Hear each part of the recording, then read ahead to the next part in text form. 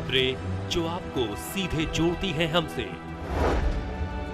जिनका आपकी जिंदगी पर होता है सीधा असर। खबरों की वही तस्वीर, बिना बदले बिना डरे, जज्बा सच का लिए, सच दिखाते हैं हम। नेशन भारतवर्ष, आपके जरूरत की खबर। नमस्कार, स्वागत है आपका नेशन भारतवर्ष में। मैं हूं आपके साथ मानवी ठाकुर। आइए रुख करते हैं आज की खास खबरों की ओर। पटना सिटी के बाईपास थाना ने महज 24 घंटों में रंगदारी कांड का खुलासा करते हुए 4 अपराधियों को गिरफ्तार कर जेल भेज दिया।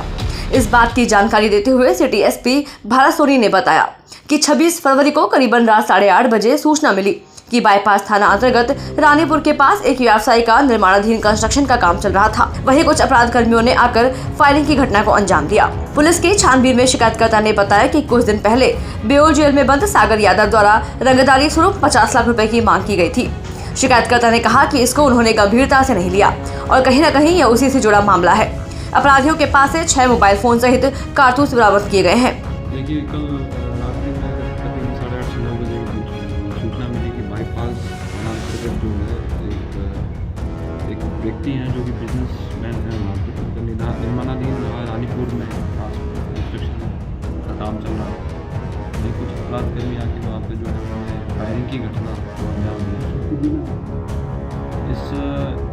इस कांड को गंभीरता को देखते हुए इसमें एक स्पेशल टीम गठित की। ASP city, SHO bypass, SHO हमारे आलमगंज मालसरा, हमारी टेक्निकल टीम। रोहतास के लाल क्रिकेट खिलाड़ी आकाशदीप को सासाराम में आगमन पर भव्य स्वागत किया गया। भारतीय क्रिकेट टीम में शामिल होने के बाद रोहतास में पहले आगमन पर सासाराम पहुंचे आकाशदीप ने अपने शहीद दादा निशान सिंह की प्रतिमा पर माल्यार्पण किया, जहां काफी संख्या में रोहतास वासी मौजूद रहे। इससे पहले समाजसेवी तथा युवाओं की फहरिस्त ने आकाशदीप के आगमन के साथ भव्य स्वागत किया। ज्ञात हो कि कभी अंग्रेजों के दांत खट्टे करने वाले रोहतास के बड्डी निवासी बाबू निशान सिंह के पोते आकाशदीप अब क्रिकेट के पिच पर अपने विपक्षियों के दांत खट्टे कर रहे हैं। पिछले दिनों इंडियन टीम के आकाशदीप ने 3 विकेट लगातार लेकर दर्शकों की वाहवाही के साथ रोहतास ही नहीं बल्कि देश का नाम रोशन किया। इंडिया टीम में क्रिकेट पिच पर परचम लहराने के बाद रोहतास के लाल आकाशदीप के आगमन पर लोगों में खराब मौसम के बीच भी उत्साहित रहे। संगम नगरी प्रयागराज में आरओ, एआरओ यानी समीक्षा अधिकारी और सहायक समीक्षा अधिकारी की भर्ती परीक्षा को रद्द किए जाने की मांग को लेकर पुलिस प्रशासन की सख्ती के बावजूद हजारों की संख्या में अभ्यर्थी आज फिर से सड़कों पर आ गए हैं। अभ्यर्थियों के आंदोलन का आज 15वां दिन है। हालांकि प्रशासन ने आज दोपहर को यूपी लोक सेवा आयोग के बाहर के इलाके को छावनी में तब्दील कर किसी भी अभ्यर्थी को वहां नहीं पहुंचने दिया था। इसके बाद अभ्यर्थी अब सिविल लाइंस इलाके में स्थित धरना स्थल पर इकट्ठे हो गए हैं। 1000 से ज्यादा की संख्या में इकट्ठे हुए अभ्यर्थी धरने पर बैठे हुए हैं और तालियां पीटकर नारेबाजी करते हुए अपना विरोध जता रहे हैं। तारीख को यूपीपीसीएस द्वारा आयोजित एक एग्जाम हुआ था समीक्षा अधिकारी, सहायक समीक्षा अधिकारी का। उसका पेपर लीक हो गया था। उसके संदर्भ में जो है हम लोग यहाँ क्रमिक अनशन कर रहे हैं 13 तारीख से, मतलब 13 फरवरी से लगातार। तो इसमें हम लोगों की मांग ये है कि भाई री एग्जाम होना चाहिए, क्योंकि बात यह है कि रात को 1 बजे से ही पेपर आउट हुआ था। उसके बाद सब बच्चों के पास पहुँच गया था। जो पढ़ने लिखने वाले ईमानदार बच्चे हैं उनके पास जो है उनको कोई इससे मतलब नहीं है। युवा राज्य जिला कार्यकारिणी की बैठक मनोनयन पत्र वितरण सह सम्मान समारोह कार्यक्रम नागरिक प्रचारणी सभागार में आयोजित हुआ। कार्यक्रम की अध्यक्षता जिला अध्यक्ष शिरेंद्र कुमार व संचालन प्रधान महासचिव रजनीश यादव ने किया। कार्यक्रम में मुख्य अतिथि भारत सरकार के पूर्व मंत्री डॉक्टर कांति सिंह व युवा राजद के प्रदेश अध्यक्ष राजेश यादव व प्रभारी अजीत यादव उपस्थित रहे। कार्यक्रम की शुरुआत मुख्य अतिथि द्वारा दीप प्रज्वलित कर की गई। कार्यक्रम को संबोधित करते हुए केंद्रीय मंत्री कांति सिंह ने कहा कि वर्तमान मोदी सरकार ने देश के नौजवान, किसान व युवा को छलने का काम किया है। हमारे नेता तेजस्वी ने पूरे बिहार को विश्वास जीतने का काम किया है। आज जिले की पूरी कार्यकारिणी, खासतौर पर कार्यकारिणी के साथ साथ सभी प्रखंड के अध्यक्ष लोगों को आज उनको नियुक्ति पत्र दिया गया और साथ ही एक संदेश देने के लिए हम लोग आए हैं कि राष्ट्रीय जनता दल यानी कि युवा का बल राष्ट्रीय जनता दल, माननीय तेजस्वी यादव जी हैं, युवा हैं, युवा नेतृत्व को ज़्यादा महत्व देते हैं और ऐसे हालत में हमारी जो पार्टी है उसकी नीति और सिद्धांत है सामाजिक न्याय और धर्मनिरपेक्ष पार्टी हमारी। ग्वालियर में प्रॉपर्टी डीलर प्रिंसिपल पत्नी सहित बेटे द्वारा सामूहिक खुदकुशी केस में ठीक 1 महीने बाद आरोपी प्रॉपर्टी डीलर देवेंद्र पाठक उर्फ बैटल पुलिस के हाथ लग गया है। उसने पुलिस अफसरों को बताया है कि प्रॉपर्टी डीलर का बेटा मेरे साथ नशा करता था, इससे ज्यादा कुछ नहीं।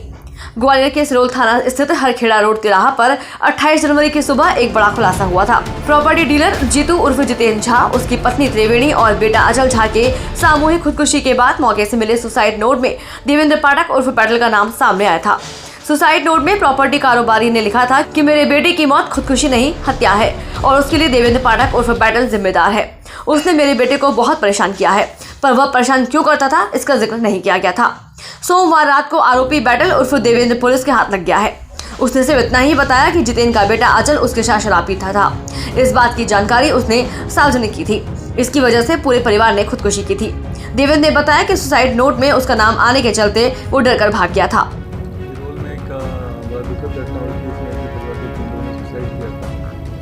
परिवार के मुखिया ने एक आरोपी देवेंद्र पाठक के नाम लिखा था, उसके द्वारा तो उस पर देवेंद्र पाठक लगातार फरार चल रहे थे, बेनाम भी घोषित था। अब उनको पकड़ लिया गया है, उनसे पूछताछ की गई है। उन्होंने ये बताया कि ये उसको उसके लड़के के बारे में टॉन्ट करते थे, जो शराब संगत में है, गलत काम करता है, शराब पीता है, सभी बातें हैं।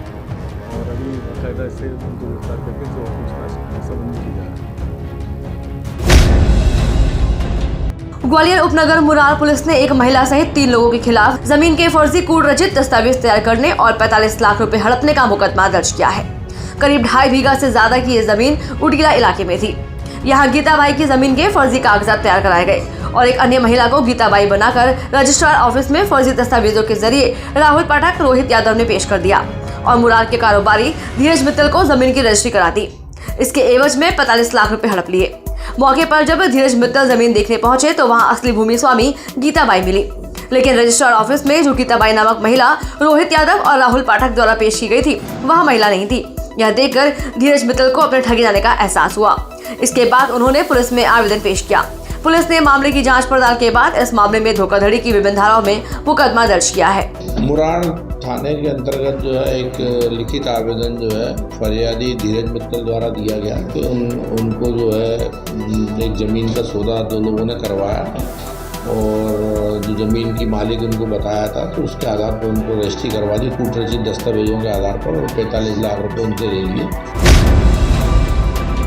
खबर गाजीपुर जिले से है, जहां बीते 25 फरवरी को दबंगई से अजीज आकर रिश्ते में लगने वाले चाचा का अपने रिश्तेदार व एक अन्य के साथ मिलकर भतीजा ने गड़ासे से वार कर हत्या कर दी थी। हत्या के मामले में आला कत्ल के साथ पुलिस ने 3 आरोपियों को महाराजगंज के पास से गिरफ्तार किया है। इस बात का खुलासा एसपी ओमवीर सिंह ने अपने कार्यालय में प्रेस कॉन्फ्रेंस कर किया है। जब इस पूरे प्रकरण की टेक्निकल सर्विलेंस और जो मैनुअल सर्विलेंस है इससे पूरा कड़ी से कड़ी जोड़ी गई तो कोतवाली पुलिस और हमारी स्वाइट सर्विलेंस टीम को इस ब्लाइंड केस को खोलने में सफलता मिली है और इसमें जो भी 3 अभियुक्त इसमें संलिप्त थे तीनों की गिरफ्तारी की गई है। जबलपुर के सिविल लाइन थाना क्षेत्र में लगातार हो रही वाहन चोरी की घटनाओं को लेकर जबलपुर पुलिस के द्वारा वाहन चोरी की घटनाओं को अंजाम देने वाले एक आरोपी को गिरफ्तार किया है। आरोपी के कब्जे से 25 मोटरसाइकिल भी बरामद की गई हैं, जो कि जबलपुर सिविल लाइन थाना के विभिन्न क्षेत्र से चोरी हुई थी। मामले में जानकारी देते हुए additional SP crime summer Verma ने बताया कि जबलपुर के सिविल लाइन थाना क्षेत्र के विभिन्न हिस्सों में लगातार वाहन चोरी की घटनाएं बढ़ रही थी, जिसके चलते वरिष्ठ अधिकारियों द्वारा थाना सिविल लाइन पुलिस की टीम गठित की गई थी। टीम के द्वारा वाहन चोरी की घटना को अंजाम देने वाले आरोपी को चिन्हित करते हुए गिरफ्तार किया गया है। आरोपी के कब्जे से चोरी की 25 वाहन बरामद किए गए हैं। काफ़ी दिनों की मेहनत के बाद एक जो प्रमुख चोर है कृपा शंकर पाठक, ये पकड़ा गया है और जब इससे काफ़ी पूछताछ करी गई तो इसने खुद के द्वारा 25 गाड़ी चोरी करके नरसिंहपुर जिले में बेचना बताया है। ये सिविल लाइंस थाने के द्वारा 25 गाड़ियां बरामद कर ली गई। मंत्री श्रवण कुमार ने तेजस्वी यादव पर राजद विधायकों की टूट पर तंज कसते हुए कहा कि किसी की यात्रा से फर्क नहीं पड़ेगा। तेजस्वी यात्रा कर लोगों को जोड़ने जा रहे हैं, जबकि उनका खुद का कुनबा बिखर रहा है। मंत्री श्रवण कुमार ने राष्ट्रीय जनता दल के विधायक के टूटने पर कहा कि जो लोग खेल करना चाहते हैं वह पूरी तरह से खेल में फंस चुके हैं। आज तेजस्वी यादव सदन से फरार है और विश्वास यात्रा किस बात का निकालने को है। उन्होंने कहा कि आगे क्या होगा यह संभावनाओं का खेल है। आगे आने वाले दिनों में मजा भी आएगा और रेफरी कप्तान से पूछे कि आगे क्या होगा। आरोप तो लगाए जा सकते हैं, उनको कौन रोक सकता है, लेकिन पहले जो शुरुआत आपने किया कि खेला होगा बिहार, अब उनके विधायक खेल रहे हैं और वो खेला दूसरी जगह कर रहे हैं, तो पहले तो जो संवैधानिक पद पर बैठा है नेता विपक्ष की भूमिका अदा कर रहा है। जिले के जांगला थाना क्षेत्र अंतर्गत बड़े तुंगाली छोटे तुंगाली के जंगल में सुरक्षा बलों ने एक मुठभेड़ में 4 नक्सलियों को मार गिराया है। जवानों ने चारों नक्सलियों के शव और उनके हथियार बरामद कर लिए हैं। सुरक्षा बलों के अनुसार जांगला के जंगल में कंपनी नंबर 2 के प्लाटून कमांडर, जनताना सरकार अध्यक्ष एवं भैरमगढ़ एरिया कमेटी के 40-50 नक्सलियों की एकत्र होने की सूचना मिली थी। इसी आधार पर डीआरजी बस्तर फाइटर केंद्रीय रिजर्व पुलिस के जवानों ने संयुक्त रूप से इलाके में सर्चिंग अभियान चलाया। अभियान के दौरान बड़े तुंगाली छोटे तुंगाली के जंगल में सुरक्षा बलों के नक्सलियों के साथ मुठभेड़ हो गई। काफी देर गोलाबारी के बाद सुरक्षा बलों के जवानों ने सर्चिंग अभियान चलाया तो मुठभेड़ स्थल से 4 नक्सलियों के शव मिले। जवानों ने मौके से नक्सलियों के हथियार व विस्फोटक सहित नक्सल सामग्री बरामद की है। खबर है कि इस मुठभेड़ में नक्सलियों का बड़ा नुकसान हुआ है। कई और नक्सलियों के घायल होने या मारे जाने की आशंका है। बीजापुर एसपी जितेंद्र यादव ने मुठभेड़ की पुष्टि करते हुए बताया कि मुठभेड़ में 4 नक्सली मारे गए हैं। अभी इलाके की सर्चिंग अभियान चलाया जा रहा है। सुरक्षा बल के जवानों के लौटने के बाद विस्तृत जानकारी मिल पाएगी। उन्होंने बताया कि मुठभेड़ में शामिल सभी जवान सुरक्षित हैं। छोटे तुंगाली और बड़े तुंगाली के बीच के जंगल में आज एक मुठभेड़ हुआ जिसमें 4 नक्सली मारे गए हैं और उनसे हमें भरमार, बीजीएल लॉन्चर और कारतूस और टिफिन बम जैसे कई सारे सामान बरामद हुए हैं। अभी उनकी शनाख्त की कार्रवाई हो रही है। जो इनिशियल इन्वेस्टिगेशन है उसमें माटवाड़ा एलओएस और भैरमगढ़ एरिया कमेटी के दस्तावेज मिल रहे हैं, जिससे ये पता चल रहा है कि ये उनसे संबंधित सदस्य थे जिनकी शनाख्त की कार्रवाई चल रही है। तुंगाली और जेपी इंटरनेशनल स्कूल की प्रबंधक कारिणी समिति की बैठक हुई, जिसमें सर्वसम्मति से यह निर्णय लिया गया कि आगामी 3 मार्च को विद्यालय का उद्घाटन एवं बच्चों के उज्जवल भविष्य का हर संभव कोशिश की जाए। इस विद्यालय में शैक्षणिक गतिविधियों के अतिरिक्त बच्चों के सर्वांगीण विकास के लिए अन्य क्रियाशीलनों जैसे अंतर विद्यालय खेल प्रतियोगिता, संगीत, संगणक, पुस्तकालय आदि का भी उत्तम व्यवस्था की गई है। इस विद्यालय में अनुभवी शिक्षक के द्वारा अध्यापन कार्य संपन्न कराए जाएंगे, जिससे देश का मेरुदंड कहे जाने वाले छात्र शैक्षणिक दुनिया में अपनी पहचान बना सके। साथ ही प्रबंधन ने भोजपुर वासियों से आग्रह किया है कि दिखावा से बचकर हमारे शिक्षण संस्थान में नामांकन कराकर बच्चों को एक मजबूत स्तंभ के रूप में निखारने का मौका दें। अंत में भोजपुर वासियों से मैं यही कहना चाहूँगा कि बच्चों को एजुकेटेड बनाना हम सबों का धर्म है। अगर अगर होता है तो हम कुछ नहीं कर पाए। इसलिए मैं हमेशा कहता हूं कि बच्चा राष्ट्र की संपत्ति है, राष्ट्र का भविष्य है। अतः उसको बढ़िया से बढ़िया एकेडमिक में डालें ताकि उनका उज्जवल भविष्य होगा तो देश का विकास होगा। बिहार की सत्ता में शामिल हुए एनडीए पर भाजपा प्रवक्ता प्रभाकर मिश्रा का बयान सामने आया है। प्रभाकर मिश्रा ने कहा कि एनडीए की सरकार भ्रष्टाचार पर नकेल कसने की तैयारी कर रही है, जिसके लिए नए कानून के प्रारूप पर नीतीश कैबिनेट की मुहर लग गई है। इस विधेयक को चालू बजट सत्र में ही पेश किया जाएगा।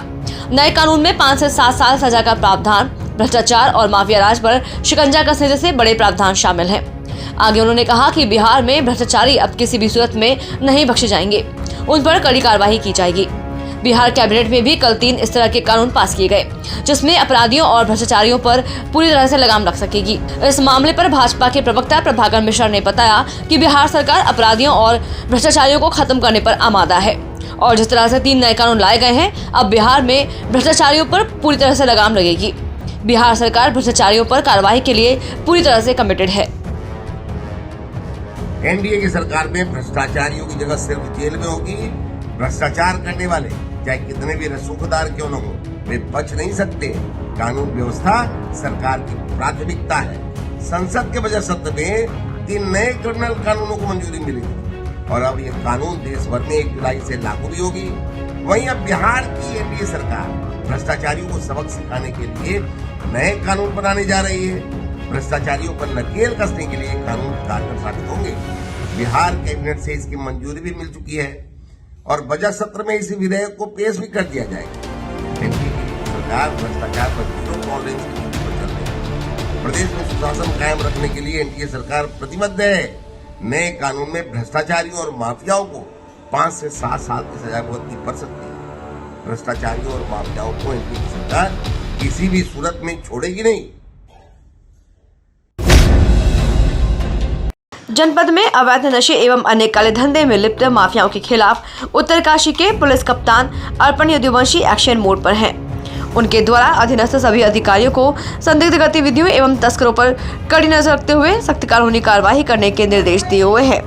आगामी लोकसभा चुनाव के दृष्टिगत पारदर्शी एवं शांतिपूर्ण चुनाव हेतु अवैध और संदिग्ध गतिविधियों पर सतर्क दृष्टि रखते हुए पुलिस लगातार मुस्तैदी के साथ चेकिंग कर रही है, जिसके क्रम में पुलिस उपाधीक्षक उत्तरकाशी प्रशांत कुमार के निकट पर्यवेक्षण एवं प्रभारी निरीक्षक धरासू दिनेश कुमार के नेतृत्व में धरासू पुलिस टीम द्वारा आज 28 फरवरी 2024 की तड़के करीब 6 बजे नगुड़ बैरियर से कांजल काठ की लकड़ी की तस्करी करते हुए देवेंद्र, श्याम बहादुर व रोशन बहादुर नाम के 3 तस्करों को गिरफ्तार किया गया है।